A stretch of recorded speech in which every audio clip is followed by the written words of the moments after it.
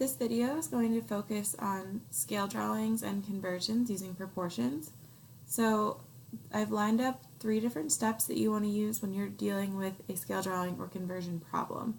So the first thing that you're going to have to do is try to set up the proportion, and basically what that's going to mean is that we want to set the scale factor equal to what you're trying to figure out. So whatever is given to you in the problem is going to be your scale factor, and then you have to use what you're trying to figure out along with one other piece of information to finish setting up your proportion. A big thing that you want to remember when you do this is to keep your measurements lined up. Once you've set up a proportion, you can cross multiply and then solve the equation to find the missing value or the variable. So we have an example, and it says the scale factor on a map is 2 inches to 3 miles. How many miles are shown by 4 inches?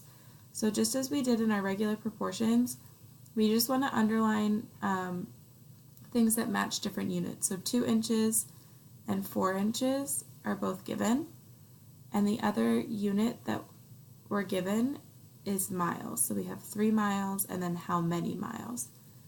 So the scale factor that's given to us is this 2 inches to 3 miles. So we can write that as 2 inches over 3 miles. And then the other part that's given to us is part of what we're trying to figure out. So they tell us they want us to find how many miles, so that's x, is shown by 4 inches. So then all we have to do to finish setting it up is make sure that we line up our inches and our miles. So I've lined up that proportion already on your paper, but it might be nice to highlight it in the same colors just so you can recognize those units.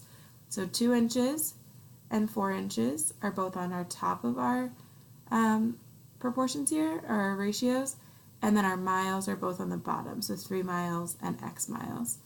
So your scale factor is on the left there, and then you're setting it equal to the conversion that you're trying to figure out. So we want to know what x miles will be when it's represented by 4 inches on the map. The other way that you could set it up is to have all of your inches on top of each other on one fraction and then all the miles on another. So if you want to go ahead and highlight that as well, just to show you, as long as they're lined up either up and down or side to side as we just did in these 2 examples, these are both going to get you the same exact answer when you cross multiply and solve your equation. So whichever one makes more sense to you, as long as that your units are lined up. And that's what I was saying in this star note, remember to keep the measurements lined up in the proportion. Once you pick one of these proportions, it doesn't matter which one we solve. The top one we would do 2 times x first, and that gets us 2x as we see down here in step 2, and then 3 times 4 gets us 12. And if you try it again in the second one, 2 times x is first, and then 4 times 3 is also 12. So we get 2x equals 12 as that next step either way, whichever proportion we chose there. Now we just have to say, okay, we need to solve for x, so 2 is being multiplied by x, and the opposite of multiplying is dividing. So that's what we're doing in step 3. 2 divided by 2 is gone, so we bring down x, and 12 divided by 2 gets us 6, and our x was representing miles, so the label that we put on our final answer here is 6 miles. So that's how you solve one of these proportion problems. I would suggest using 2 different colors to highlight your similar units so that you can set up your proportions correctly. Now, as we go into our 2 other examples, we have 2 conversions to complete. So we have an example 1. It's telling us to use the conversion table right here. So the first one says, Paige ran a 5-kilometer race. What would the closest distance be that she ran in miles? So all they tell us is 5 kilometers, and they want to know what that is in miles. So we're trying to figure out what the equivalent ratio is for kilometers and miles. So you can use this table down below, and it's a little bit hard to see on the screen, but on your paper it should be a little bit more clear. We have 1 mile is equivalent to 1.61 kilometers. So this right here, 1 mile to 1.6 kilometers, is actually going to be our scale factor because that's what's given to us. We know both of those measurements, and we can set them in a scale factor. So we can say 1 mile over 1.61 kilometers, and we'll set that equal to our next set of miles, which it's what is the closest distance, so we don't know what that is, so that's our x. So x miles over the 5 kilometers that was given. And this is going to work for us because if you go ahead and highlight, all of our kilometers are on the bottom and all of our miles are on top. So our units are lined up, so we're able to start solving now. So to solve, we just cross multiply, so 1 times 5 gets us 5, and 1.61 times x gets us 1.61x. So now to solve for x, I'm just going to rewrite it over here for us. 1.61 is being multiplied by x, so the opposite of that would be to divide by 1.61 on both sides. And when we do that, we end up with 3.1 equals x, and our answer should have miles in it, so our final answer here is 3.1 miles.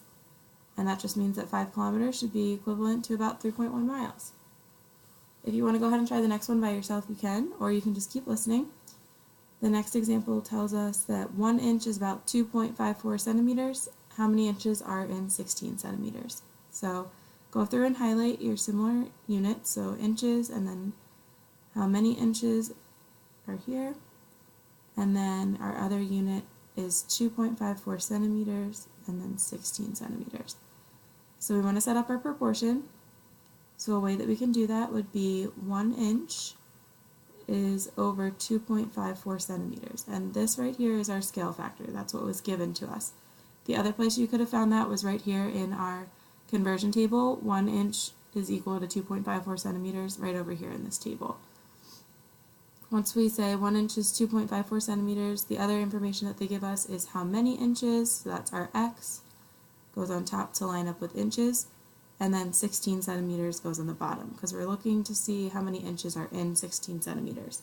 So this is going to be a good proportion for us, because all of our inches are on top, and all of our centimeters are on the bottom. Our last step is just to cross multiply and divide. So we cross multiply 1 times 16 is 16.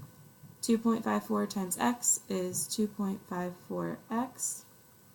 And right now 2.54 is being multiplied by x, so to solve for x we just have to divide by 2.54 on both sides. And when we do that, we get x equals 6.3. And the units for this answer, the question said how many inches, so we need 6.3 inches as our label on this answer. So once you read your problem, go through, highlight similar units, and then use those highlights to help you set up proportions so that your proportions are always lined up correctly.